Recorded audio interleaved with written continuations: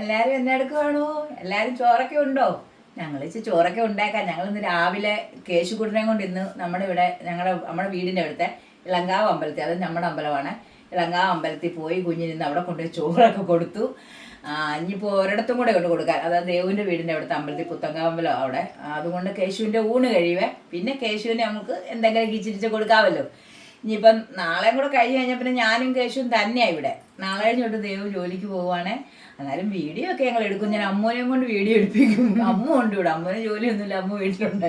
അമ്മൂനെ വിളിക്കും. അമ്മ ജോലിക്ക് പോകുന്നിടം വരെയൊക്കെ എടുക്കും. പിന്നെ തന്നെ ഞാൻ പഠിക്കും, എടുക്കാൻ പഠിക്കും. എന്തായാലും എടുക്കാതിരിക്കത്തില്ല. എല്ലാവരും എനിക്ക് എപ്പോഴും കാണും. ഇന്നലെയാണ് ലൈവിൽ വന്നപ്പോഴത്തേനും എന്തോരം ആൾക്കാരായിരുന്നു എന്നെ കാണാനായിട്ട് വന്നത്, സംസാരിച്ചത്. എല്ലാവരോടും നല്ല രീതിയിൽ ഞങ്ങൾ സംസാരിച്ചു.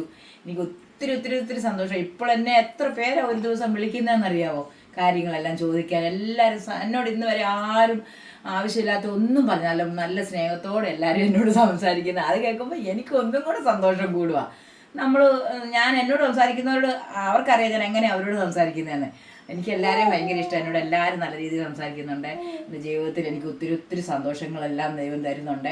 ഇതെല്ലാം ഇങ്ങനെ മുന്നോട്ടങ്ങ് പോയാൽ മതി എന്ന് ഞാൻ പ്രാർത്ഥിക്കുന്നു. നിങ്ങളുടെയൊക്കെ അനുഗ്രഹം ഉണ്ടാകണം ഇതെല്ലാം മുന്നോട്ട് പോകണമെങ്കിൽ. നമുക്ക് ചോറൊക്കെ എടുത്ത് നേരത്തെ കൊണ്ടേക്കാം. അച്ഛൻ വന്നില്ല. അച്ഛനെ കാണിച്ചല്ലേ ഇന്നലെ. അച്ഛൻ ഇന്നലെ ഭയങ്കര പാട്ടൊക്കെ ആയിരുന്നു ഫോണിനകത്ത്, തകർക്കുമായിരുന്നു അച്ഛൻ ഇന്നിപ്പോൾ ലോട്ടറി കൊണ്ട് പോയേക്കുവാണേ. അച്ഛനിപ്പോൾ വരാറായി, വിളിച്ചു. കൊച്ചിലോ കഴിയുമ്പോഴത്തേന് വരാമെന്ന് പറഞ്ഞിട്ടുണ്ട്. ഇന്ന് നമ്മൾ വെച്ചേക്കുന്നത് കപ്പളങ്ങ മെഴുക്കുവരട്ടി വെച്ചു. ഇന്നലെ നമ്മൾ തോരൻ വെച്ചതിൻ്റെ ബാക്കി കപ്പളങ്ങ ഉണ്ടായിരുന്നു. അന്നേരം അത് നമുക്ക് കളയണ്ടല്ലോ, അതെടുത്ത് നല്ല അടിപൊളിയായിട്ട് മെഴുക്കുവരട്ടി വെച്ചു. നേരത്തെ വീഡിയോ ഇട്ടിട്ടുണ്ടെങ്കിൽ അതെ. ഇന്നലെ വൈകിട്ട് നമ്മളിപ്പോൾ മീൻ മേടിച്ച് ഒത്തിരി ദിവസം ആയായിരുന്നു. കാരണം നാളെ ഇപ്പം ദേവുവിൻ്റെ വീട്ടിലാകുമ്പോൾ അവരുടെ അച്ഛനും അമ്മയൊക്കെ ചോറ് കൊടുക്കാൻ വരുന്നത്. അതുകൊണ്ട് എനിക്ക് രംഗന് ഇച്ചിരി മീൻ കൂട്ടാം. അതുകൊണ്ട് ഞങ്ങൾ ഇന്നലെ മീൻ മേടിച്ചായിരുന്നു. കേരപ്പീസ് മേടിച്ചിട്ടുണ്ടായിരുന്നു, അത് കറി വെച്ചു. അത് കണ്ടല്ലേ, നല്ല മുളകിലല്ല കറി വെച്ചേക്കുവാണേ.